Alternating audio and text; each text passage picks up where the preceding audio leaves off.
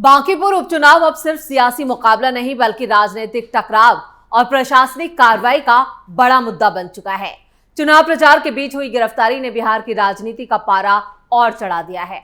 आरोप है कि गिरफ्तारी के बाद पुलिस ने सामाजिक कार्यकर्ता और राजनीतिक चेहरा वीणा मानवी को करीब 2 घंटे तक गाड़ी में घुमाया, जबकि उनके समर्थक इसे सत्ता के दबाव में की गई कार्रवाई बता रहे हैं।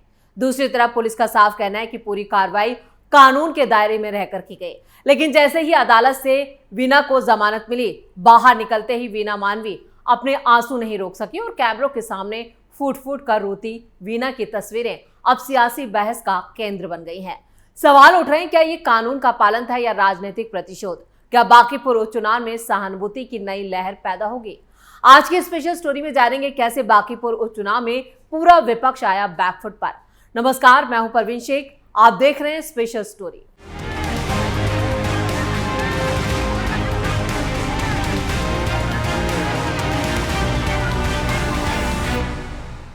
बांकीपुर विधानसभा उपचुनाव में नामांकन के आखिरी दिन तेज प्रताप यादव की पार्टी जनशक्ति जनता दल यानी कि जेजेडी की उम्मीदवार वीणा मानवी को पहले गिरफ्तार और फिर जमानत मिलने के बाद खूब बवाल हुआ।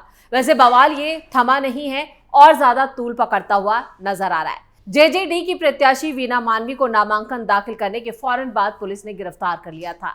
वहीं जमानत मिलने के बाद वीणा मानवी ने प्रेस कॉन्फ्रेंस की और पूरे मामले पर सफाई भी दी। इस दौरान वो फूट फूट कर रोती हुई नजर आई। उससे पहले उनकी बेटी ने भी मीडिया के सामने जमकर ड्रामा किया। तेज प्रताप यादव की पार्टी की उम्मीदवार वीणा मानवी की गिरफ्तारी पर उनकी बेटी ने रोते रोते क्या कहा, पहले वो देख लेते हैं। तुम इनकाउंटर कर रहे हो भरत तिवारी का, जो रेप कर रहे हैं उसका इनकाउंटर नहीं कर रहे हैं। तुम कह रहे हो बिहार से बाहर भगाएंगे आंदोलन वाले का, और जो 16 साल से सेवा की है, मेरी माँ है 20 साल से बांकीपुर में सेवा कर रही है, महिला विकास मंच। तो बांकीपुर उपचुनाव पूरा जो मैदान है वो कहें कि एक तरह से दंगल में तब्दील हो चुका है। वीणा मानवी ने कहा कि प्रेस कॉन्फ्रेंस कर मेरी मजबूरी थी, क्योंकि सरकार ने मुझे पूरे दिन बहुत परेशान किया। मैं बस एक आम समाज सेविका हूं जो नॉमिनेशन फाइल करने गई थी और प्रशासन ने आकर मुझसे कहा कि मेरे नाम पर गिरफ्तारी का वारंट है। वो यही नहीं रुकी, उनके आंसू बहते रहे और वो अपनी कथा बयां करती रही। क्या कह रही है वीणा मानवी वो भी देख लेते हैं। अगर आगे परेशान करोगे तो कैसे होगा? भाव क्यों हो रही है आप? डर मुझे किसी का नहीं है, मुझे दुख है। डर क्यों रहेगा मुझे? डरती तो मैं यहाँ तक पहुँचती। डर वर नहीं है मेरे में, शर्म के आंसू है ये कि एक महिला को कुचलने के लिए पूरा का पूरा बिहार सरकार लग गया। नितिन नवीन का सीट है ये, हालत खराब हो गई नितिन नवीन की। पुलिस के अरेस्ट करा के ले गया मेरे को। ये क्या शर्म नहीं आई? बड़े बड़े क्रिमिनल, बड़े बड़े अपराधी, जिसमें 7 को हत्याकांड चल रहा है, जिसमें रेपिस्ट सब बैठे हुए सत्ता में, और मेरे पे बेलेबल धारा पे अरेस्टिंग। तो देखा आपने, मोहतरमा पूरी बिहार सरकार और नितिन नवीन पर निशाना साध रही है। उन्हें लगता है कि उनकी जो गिरफ्तारी हुई है वो बीजेपी की साजिश है और बीजेपी के इशारे पर हुई है। चलिए अब जरा वीणा मानवी की कुंडली भी खंगाल लेते हैं। आपको बताते हैं कि उन पर कौन कौन से मामले लंबित हैं और किन आपराधिक मामलों में उनकी गिरफ्तारी हुई। बांकीपुर विधानसभा उपचुनाव के लिए नामांकन का काम तो पूरा हो चुका है। तेज प्रताप यादव की जनशक्ति जनता दल की उम्मीदवार वीणा मानवी के हलफनामे से कई जानकारियां यानी चौंकाने वाली जानकारियां सामने आई हैं और कुछ तो ऐसी जानकारियां हैं जो उन्होंने अपने नामांकन में छुपाई। नामांकन के साथ दिए गए चुनावी हलफनामे में उन्होंने अपनी कुल संपत्ति, पारिवारिक आय और एजुकेशन का पूरा ब्यौरा जो था वो पब्लिकली सार्वजनिक किया। खास बात यह थी कि उनका पति का नाम जो था पार्थ सारथी के बाद उनके बारे में कोई डिटेल हलफनामे में शामिल नहीं थी। यानी नाम तो जरूर था लेकिन उनके बारे में कोई जानकारी हलफनामे में नहीं दी गई। एक बेटे का नाम जरूर इस हलफनामे में था। वीणा मानवी जो हैं वो रियल एस्टेट कंपनी मकान डेवलपर प्राइवेट लिमिटेड की सीईओ हैं। उन्होंने मगध यूनिवर्सिटी से ग्रेजुएशन की है। हलफनामे में संपत्ति के साथ साथ उनके खिलाफ दर्जन भर आपराधिक यानी 3 मामले जो हैं वो दर्ज है, उसकी जानकारी दी, लेकिन कुछ मामलों की जानकारी उन्होंने छुपाई। हालांकि किसी भी मामले में वो अभी तक दोषी साबित नहीं हुई है। करोड़ों की संपत्ति की मालकिन है वीणा मानवी। चुनावी हलफनामे के मुताबिक वीणा मानवी कुल 1,30,00,000 की अचल संपत्ति और 37,69,00,000 की चल संपत्ति की मालकिन है। वित्तीय वर्ष 2026-27 के लिए उन्होंने अपनी व्यक्तिगत आय 7,40,000 रुपए घोषित की थी। दूसरी तरफ उन पर ICICI बैंक का 36,32,000 रुपए का कर्ज लोन भी बकाया है। हालांकि उन्होंने ये भी साफ किया कि सरकारी विभागों पर उनका कोई भी बकाया नहीं है। दिलचस्प बात यह कि हलफनामे में उनके पति के नाम पर कोई आय या संपत्ति दर्ज नहीं की गई। रियल एस्टेट कंपनी की सीईओ वीणा मांडवी के पास उत्तर प्रदेश और झारखंड के कई शहरों में रिहायशी संपत्तियां भी हैं। उनके पास ग्रेटर नोएडा और रांची में 2 फ्लैट हैं। बाजार कीमत अगर इनकी अंदाजा लगाया तो ग्रेटर नोएडा वाले फ्लैट की कीमत करीब 1 करोड़ से ऊपर है, लेकिन 80 लाख और रांची वाले फ्लैट की कीमत 50 लाख आंकी गई है। इसके अलावा उनकी चल संपत्ति में बैंक जमा, LIC और दूसरे निवेश भी शामिल हैं। उनके पास 115 ग्राम सोना और 500 ग्राम चांदी भी है। वीणा मांडवी के खिलाफ पटना के अलग अलग थानों में 3 आपराधिक मामले दर्ज हैं और इन मामलों में धोखाधड़ी से लेकर SC/ST एक्ट जैसे गंभीर आरोप शामिल हैं।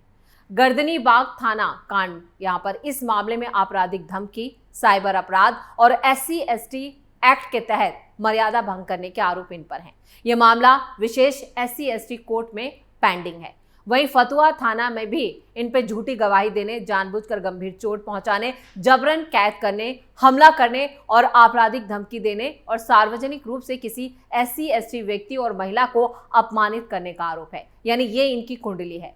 और भी खास बात यह है कि SC/ST कोर्ट में है और वहीं कंकड़बाग थाना में भी इन पर मामला दर्ज है, जिसमें विश्वास का आपराधिक उल्लंघन यानी ब्रीच ऑफ ट्रस्ट, धोखाधड़ी और आपराधिक साजिश रचने जैसे आरोप शामिल हैं। यह मामला फिलहाल CGM की कोर्ट में विचाराधीन है और चुनावी हलफनामे में यह साफ तौर पर दर्ज किया गया कि भले ही वीणा मांडवी के खिलाफ 3 अलग अलग थानों में FIR दर्ज है और मामले अदालतों में लंबित हैं, लेकिन अब तक किसी भी मामले में अदालत ने उन्हें दोषी करार नहीं दिया। लेकिन आप ये देखिए कि ये मोहतरमा जो अब तक आंसू बहा कर अपने बारे में और बिहार सरकार के बारे में जो जहर उगल रही थी, ये इनकी कुंडली है। यानी मौजूदा वक्त में उनके खिलाफ सिर्फ आरोप नहीं है, बल्कि कानून उन्हें किसी भी मामले में सजा दे सकता है। लेकिन जिस तरह से उनकी गिरफ्तारी हुई, उससे सियासी हंगामा जरूर खड़ा हो गया, जिस पर तेज प्रताप यादव भी भड़क गए। उन्होंने कहा कि मैं दिल्ली में हूं, जैसे ही बिहार पहुंचूंगा सबको देख लूंगा। तो क्या कह रहे हैं तेज प्रताप यादव, वो भी देख लेते हैं। साजिश, ये सरकार की तरफ से साजिश किया गया है, हमारे कैंडिडेट को जानबूझकर फंसाया गया है और ऐसा कोई मामला नहीं है। और ये आदि आबादी की बात कर रही थी और ये हमारा कैंडिडेट जो वीणा मांडवी जी है बहुत अच्छी हैं, इनका नेचर भी बहुत अच्छा है और साथ ही साथ सब इनका लोकप्रियता भी है और अपनी पार्टी JJD जनशक्ति जनता दल की कैंडिडेट हुई है। तो षड्यंत्र कर रहे हैं लोग। ये षड्यंत्र ज्यादा दिन तक टिकने वाला नहीं है। हम भी चुनौती दे देते हैं। हम अभी दिल्ली में हैं, अभी हम बिहार आ रहे हैं। हम बिहार आएंगे, उसके बाद हम सरकार का घेराव करने का काम करेंगे।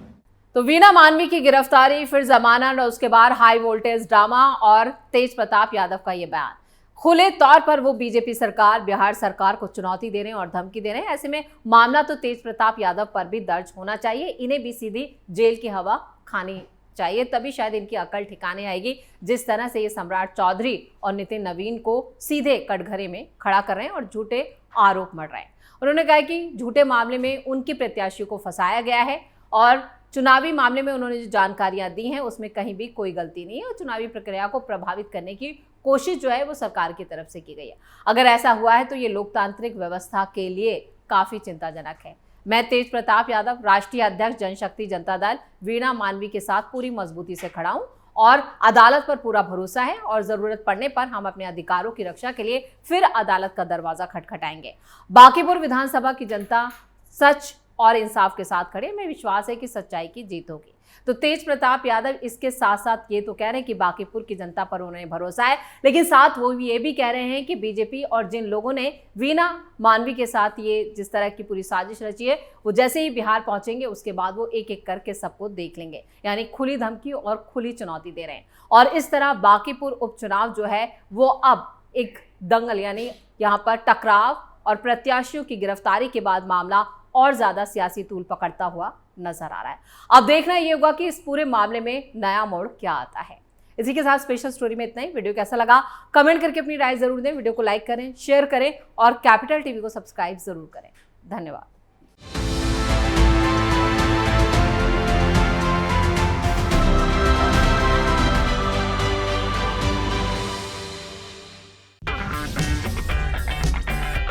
अगर आपको हमारा वीडियो पसंद आया हो तो इसे लाइक करें, हमारे चैनल को सब्सक्राइब करें और हाँ, बेल आइकन दबाना ना भूलें ताकि आप तक हमारे वीडियो की नोटिफिकेशन पहुंचती रहे। आप अपना सुझाव हमें कमेंट बॉक्स में दे सकते हैं। हमारे साथ जुड़ने के लिए शुक्रिया।